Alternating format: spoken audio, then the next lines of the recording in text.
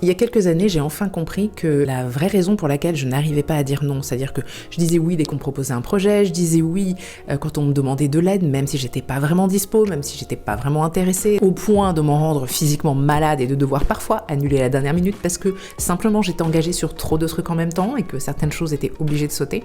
Je me suis rendu compte que c'était pas parce que j'avais peur de décevoir la personne en face et que j'avais peur qu'elle me rejette, c'était simplement parce que j'avais été conditionnée à fonctionner de cette façon dans l'enfance. J'ai grandi avec une mère qui m'a souvent dit « après tout ce que j'ai fait pour toi ». Et donc, j'ai grandi avec cette idée d'être en permanence redevable. Et si je payais pas ma dette, le risque, c'était de la décevoir. Le risque, c'était d'être rejetée. Dans mon esprit d'enfant, c'était intolérable d'imaginer pouvoir être rejetée par ma mère. Du coup, j'ai adopté ce comportement qui consiste à dire oui, à accepter tout. Et j'ai emmené ça de l'enfance à l'âge adulte. Savoir ça et le comprendre intellectuellement, c'est bien, mais ça change pas la situation. Non, pour changer la situation, il faut faire ce que je fais avec mes clientes et notamment avec les participantes de mon cercle de femmes en ligne. Il faut se déconditionner, transformer en fait toutes les croyances qu'on a emmenées avec nous à l'âge adulte depuis l'enfance. Une fois que j'ai fait ce travail, ça a été magique. Depuis, je suis capable de dire non et sans jamais culpabiliser. Si tu as envie aussi de parvenir à faire ça et plus largement d'oser prendre ta place, d'être pleinement toi-même et de vivre la vie que tu as envie de vivre, n'hésite pas à nous rejoindre. Je te mets toutes les informations en lien sur mon profil.